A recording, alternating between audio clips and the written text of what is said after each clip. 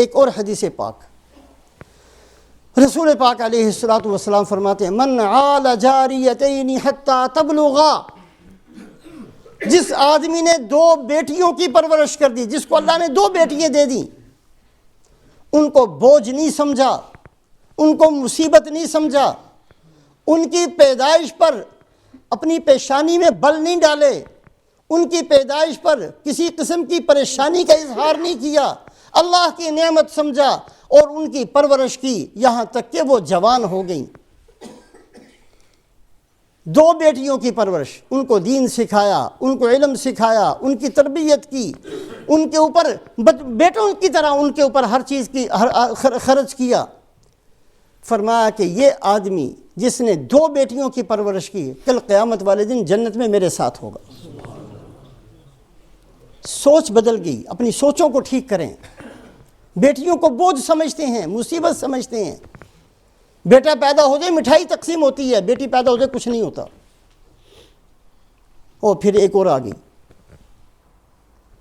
رسول پاک علیہ الصلوۃ والسلام نے سخاوت کا دروازہ کھولا کہ جس آدمی کی 2 بیٹیاں ہوئیں اور ان 2 بیٹیوں کی بہترین پرورش کی، وہ قیامت والے دن جنت میں میرے ساتھ ہوگا۔ جس آدمی کو اللہ نے 2 بیٹیاں دے دیں، 2 بیٹیاں، پھر اس نے دونوں کی بہترین پرورش کی، ان کے پیدا ہونے پر ماتھے میں بل نہیں ڈالے، بیٹا پیدا ہو جائے تو مٹھائیوں کے ڈھیر لگ گئے، بیٹی پیدا ہو جائے تو چپ کر کے کسی کو بتایا بھی نہیں۔ حالانکہ بیٹیوں میں سے کیسی کیسی عورتیں ہوئی ہیں دنیا کے اندر، حضرت رابعہ بصریہ جیسی بھی تو ہوئی ہیں، وہ بھی تو لڑکیاں تھیں، حضرت مریم بھی تو لڑکی تھی۔ لڑکا نے کیا کرنا ہمیں کیا پتا، اللہ کی نعمت ہے۔ من عال جاریتین حتی تبلغا، جس آدمی نے 2 بیٹیوں کی پرورش کی، ان کی پیدائش پر خوشی کا اظہار کیا، پھر ان کی پرورش کی، ان پر اپنی جان مال کو خرچ کرتا رہا یہاں تک کہ وہ بالغ ہو گئیں، اپنے گھر کی ہو گئیں، جس آدمی نے یہ کام کیا اللہ کی رضا کے لیے، وہ آدمی میرے ساتھ جنت میں ان 2 انگلیوں کی طرح ہوگا۔ اللہ کسی کو بیٹیاں دے دے، نعمت ہے، اللہ کا احسان سمجھنا چاہیے، جنت کمانے کا موقع ہے۔ فرمایا من عال جاریتین حتی تبلغا جاء یوم القیامہ انا وہو فی الجنت کہاتین، جس نے 2 بچیوں کی پرورش کی، اپنی بچیاں ہوں یا بھانجیاں بھتیجیاں کوئی بھی ہوں، 2 بچیاں پالی۔ زمانہ جاہلیت کے اندر بچیوں کو زندہ درگور کر دیتے تھے، گاڑ دیا کرتے تھے۔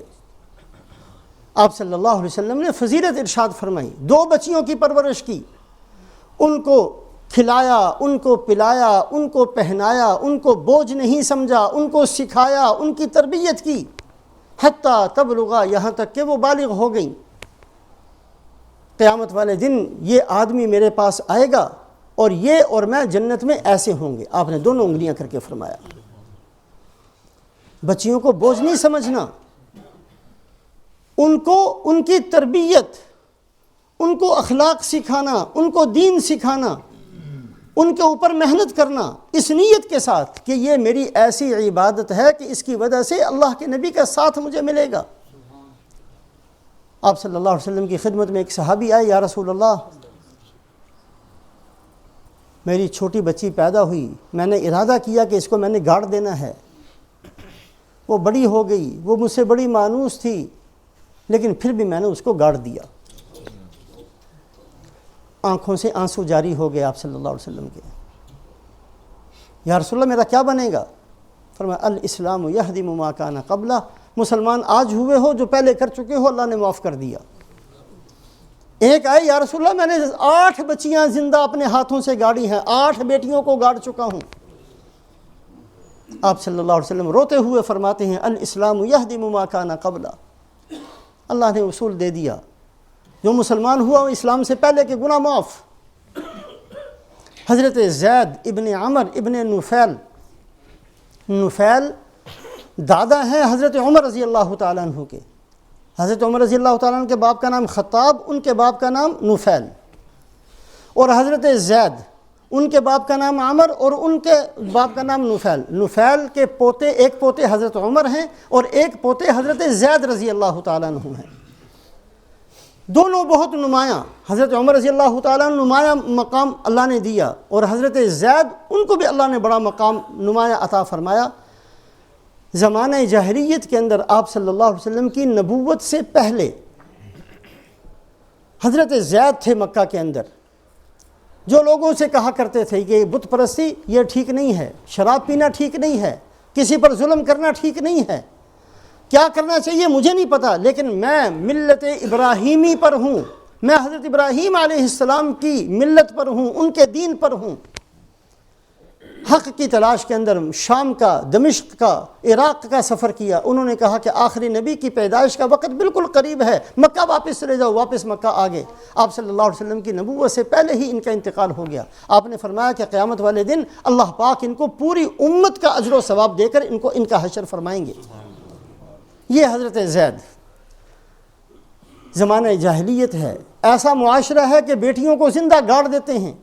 ان کی عادت یہ تھی، پتہ چلتا کہ فلاں گھر کے اندر بیٹی پیدا ہوئی، جا کر دروازہ کھٹکھٹاتے، بھائی بیٹی پیدا ہوئی ہے، اس کو گاڑنا نہیں، یہ مجھے دے دو۔